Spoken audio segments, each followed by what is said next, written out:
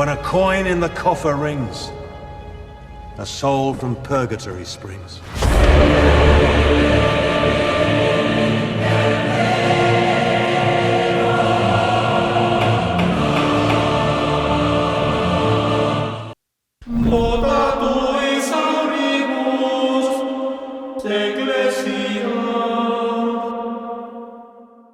No one should look to me for guidance. Hey everyone, this is Braden from the Catechumen. It is around that time of year again when Protestants will post on or near October 31st in celebration of Reformation Day. And this celebration is celebratory of the event that many Protestants see as the beginning of the Reformation, October 31st, 1517, when Martin Luther nailed his 95 Theses on the door at Wittenberg, hence the funny intro that I showed at the very beginning of this video. And so in this video, I kind of want to consider this question that has been flying in and out of my mind for a number of years, especially as I was considering Catholicism. And that is, was the Protestant Reformation necessary? So this video is going to attempt to argue that while reform was necessary, the Protestant Reformation, or as many Catholics like to call it, the Protestant Revolution or schism, wasn't necessary. I'm going to give three arguments, and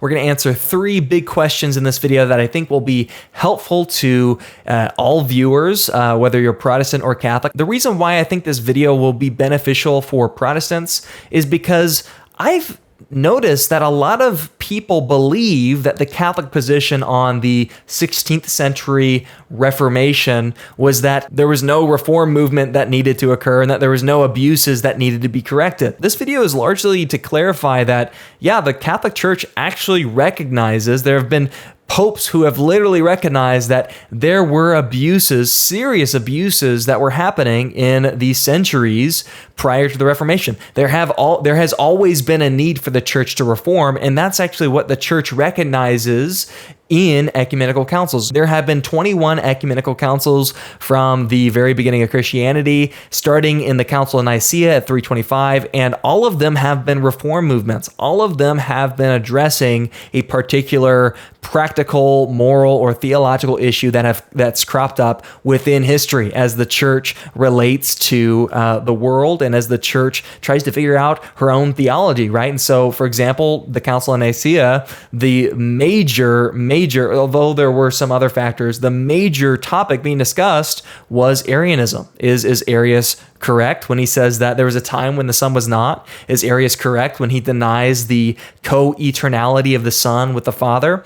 Or is he wrong, as us Nicene Christians say? Is Jesus co-eternal with the Father? Is he begotten but not made, right? And that's what we profess every Sunday as Nicene affirming Christians, right? And so reform has always occurred within the church. We've always needed reform, and we're always reforming. And the reason why I think this might be beneficial for Catholics is because I think that we need to acknowledge the historical reality of abuses occurring in the 16th century.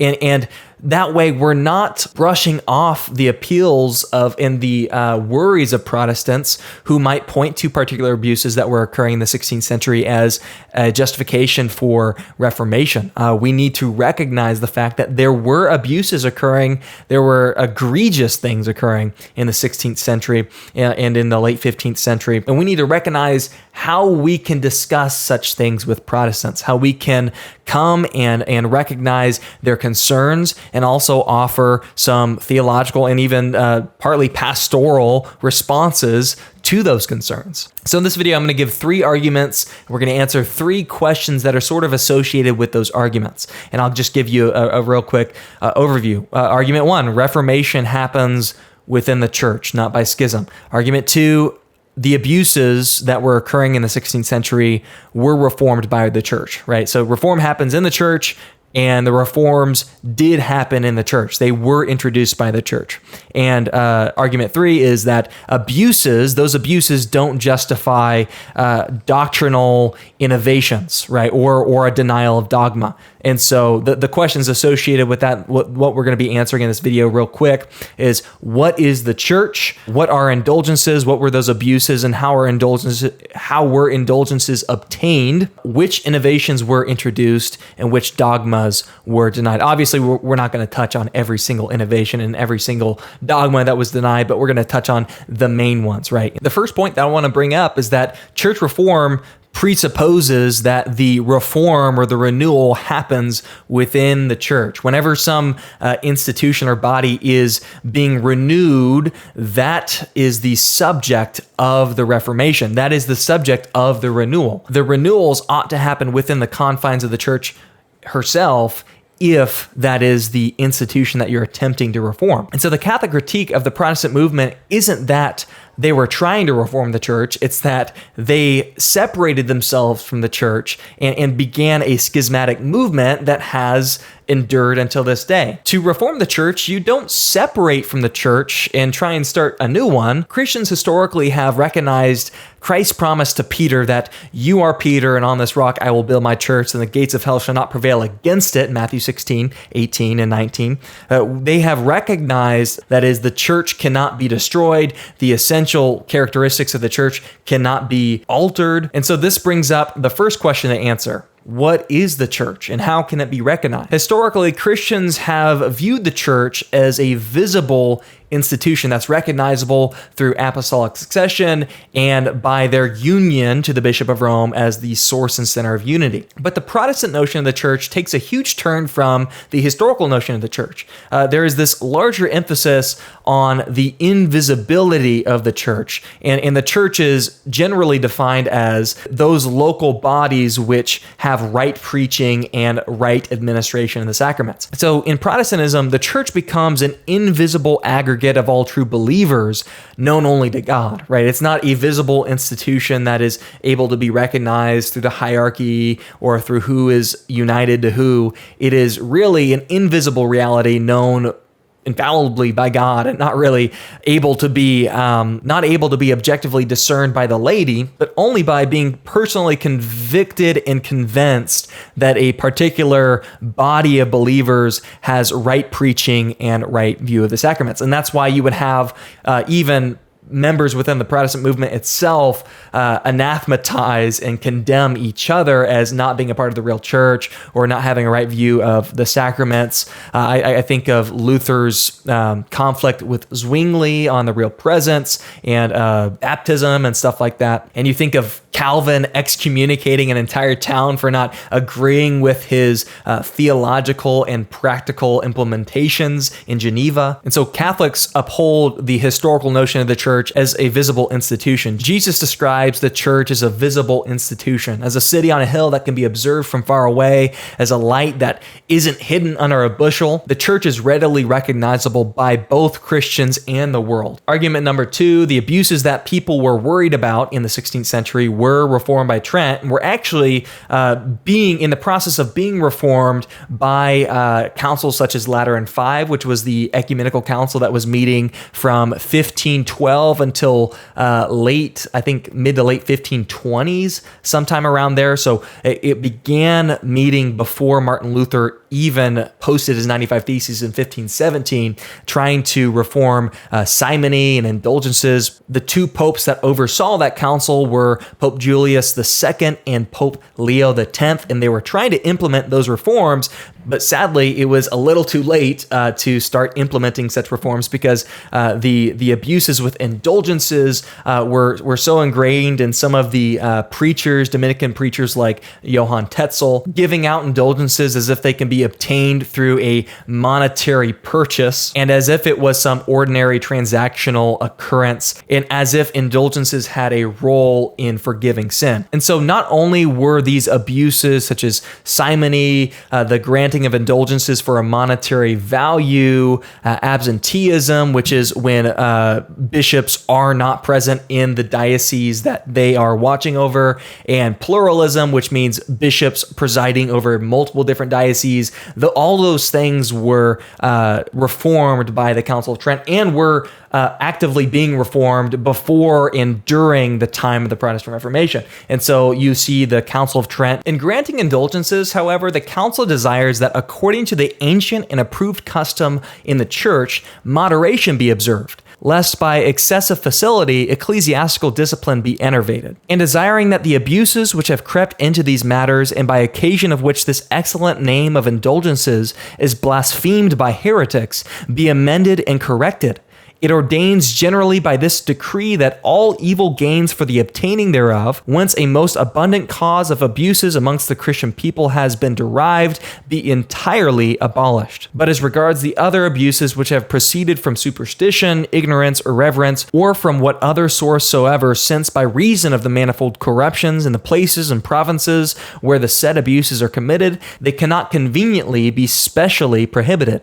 It commands all bishops that they in each his own church diligently collect all abuses of this nature and report them in the first provincial synod, that after the opinions of the other bishops have also been ascertained, they may forthwith be referred to the sovereign Roman pontiff, by whose authority and prudence that which may be expedient for the universal church will be ordained, that thus the gift of holy indulgences may be dispensed to all the faithful piously, holily, and incorruptly. Two other notable works that were decreed by Pope Leo X was Cum Postquam, which was in 1518 in response to both the abuses of indulgences, but also explicating them in response to Martin Luther, showing the true nature of the indulgences, how they ought to be obtained. And it corrected things like this notion that indulgences were applied to forgive sins and not to obtain the remission of temporal punishments for sins whose guilt was already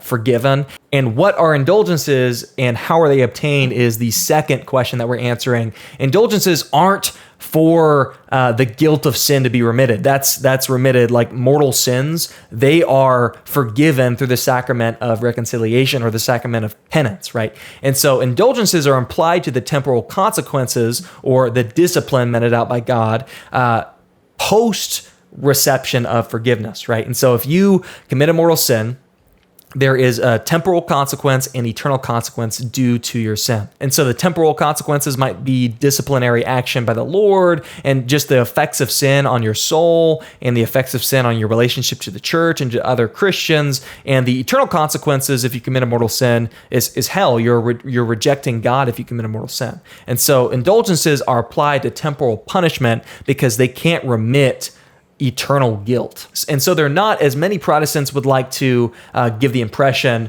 tickets to heaven. You're not buying forgiveness. You can't obtain forgiveness through indulgences. The forgiveness of post-baptismal mortal sins is obtained through the sacrament of penance. Indulgences historically have been able to be obtained by works of charity, works of mercy, by spiritual practices such as pilgrimages, prayers, and Bible reading and stuff like that. And they're still able to be obtained through such means. But in this time period, the reason why abuses regarding indulgences were becoming so prevalent is because the church still allowed for and even encouraged the giving of a donation in exchange for an indulgence, right? And you see how this can be so easily manipulated by people who are greedy. And so there were popes who would allow for preachers of indulgences to give out indulgences in exchange for a donation and keep a part of the donation proceeds for themselves. And so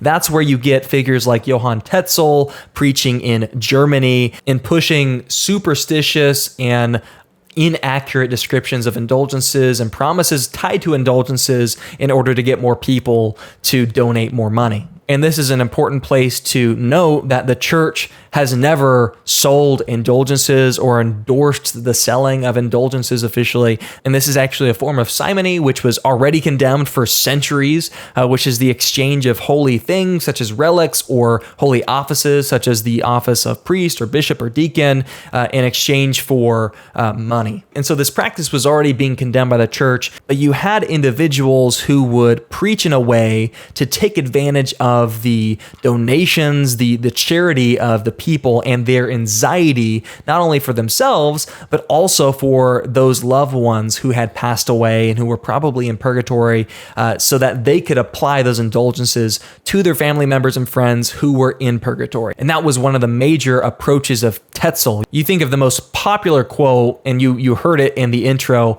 "When a coin in the coffer rings, a soul from purgatory springs." And I don't know if that quotation is actually true or apocryphal or not, but it gets to the sense of what indulgence preachers, many indulgence preachers, not all of them, but many were portraying indulgences like. And so indulgences aren't a ticket to heaven. They aren't buying forgiveness, and they can't actually be sold or bought. They are freely distributed by the discretion of the church to the faithful to encourage good works. So argument number one, reform is to be exercised within the church and not by schism. Argument number two, the abuses were reformed by the Council of Trent within the church. And argument number three is abuses do not justify doctrinal novelties or denial of dogma. And so from a Catholic perspective, it really seems like, and I know this might not have been his intention, that Luther used the abuses, the indulgence abuses of his day to justify novel doctrines, to justify theological innovations, right? And so in his condemnations of indulgences, he came up with this new doctrine, even to the concession of popular Protestant theologians and historians, of justification by the imputed alien righteousness of Christ, that is the sole forgiveness of sins and not the inward renewal of man. I talked about the difference between infused and imputed righteousness in my video on Sola Fide, if you want to check that out. But this idea that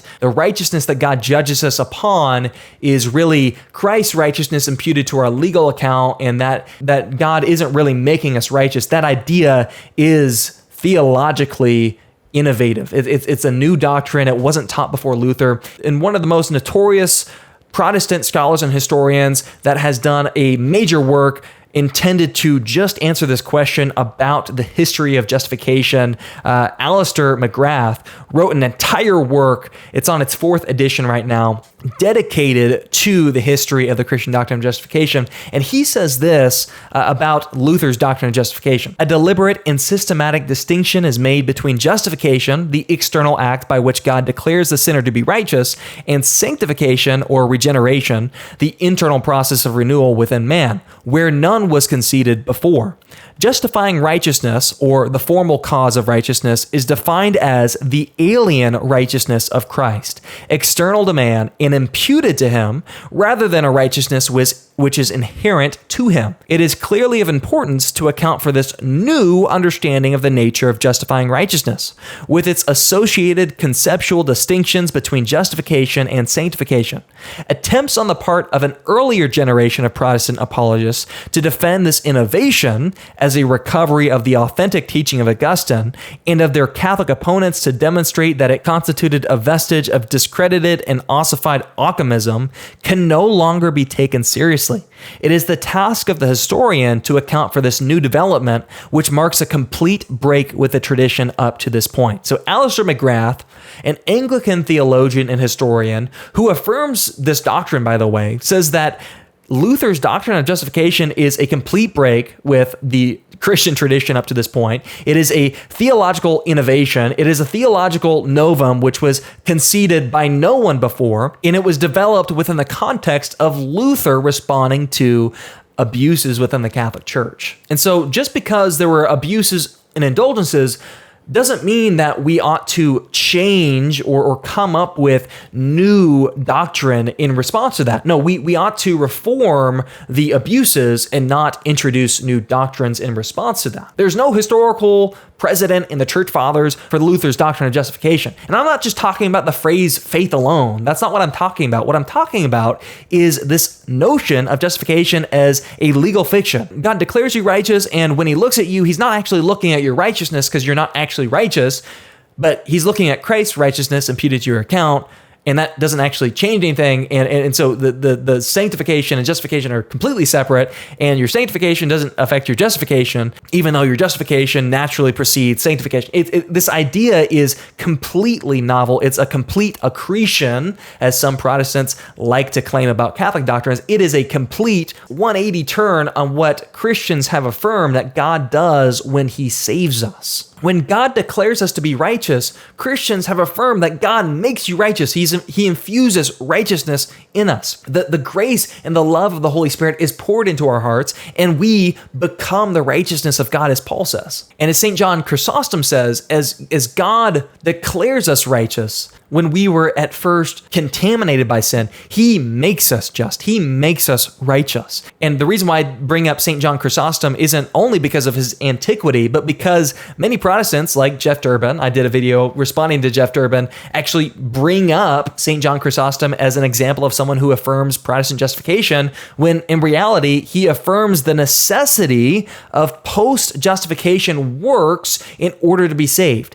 He affirms that justification is not just a one-time declaration. It's not just a legal forensic declaration that you're righteous now because of the alien righteousness of Christ imputed to your account. He actually affirms justification as a transformative and renewing declaration. It's something that actually changes you inwardly and makes you righteous, and that's why you need to grow in righteousness, and that's why faith only isn't what God is going to inquire into when he judges us, as Romans 2 says. And just to list a few of the dogmas that Protestants came to deny is the doctrine of the papacy.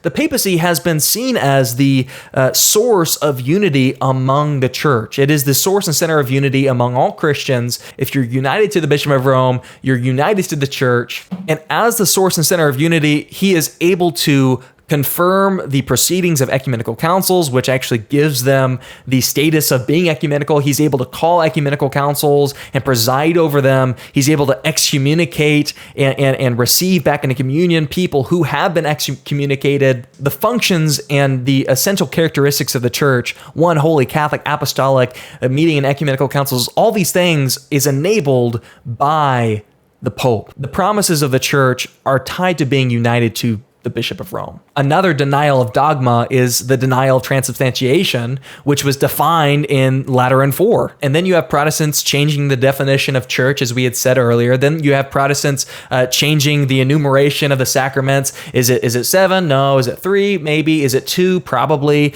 The de-emphasis and denial of the value of vows of celibacy and of the monastic life. Then you have the number of church offices. You have Protestants denying that the bishop is actually a distinctive office from priest. And you have so many other denials of dogma that we can just go on and on discussing. And so were there abuses in the 16th century and in centuries prior to that? Of course there were. There were abuses of indulgences. There were egregious financial manipulation of the laity. There was absenteeism, pluralism, as we discussed before. But none of those things justify doctrinal innovation, and none of those things justify denying dogma. True reform seeks to purify rather than destroy or replace doctrine and important elements of the Christian faith. And that is the heartfelt concern of Catholic Christians. And I hope that this video was helpful to explain the Catholic perspective on the Protestant Reformation, why Reformation was needed, but it wasn't found in the Protestant Reformation. It was found in the Reformations introduced in the Council of Trent, right? And so I hope this video was helpful to you. I hope this video was charitable. I don't want to be attacking people. I don't want to make people feel bad or feel condemned or anything like that. I want to make this discussion more approachable, give some resources and some thoughts from my perspective. And so I hope this helped you. If you're new to the channel, make sure to subscribe. If you're a Protestant or Catholic, this is what the channel is dedicated to: Protestant, Catholic, ecumenical dialogue, finding ways that we can charitably and with clarity approach each other in dialogue about important issues, right? And so if you did enjoy this video, and if you want to help the channel out by making a monthly monetary donation, we have a Patreon. We have slowly been getting support on Patreon, and I just want to thank every single one of you for watching the video, but especially our patron members who decided to support the channel, support my family, support me being able to come on here and do what I love and help the body of Christ and edify the body of Christ with important historical and theological information. And I just hope that by my learning the faith, your faith will be strengthened as well. You have an amazing day, and we'll see you guys next time.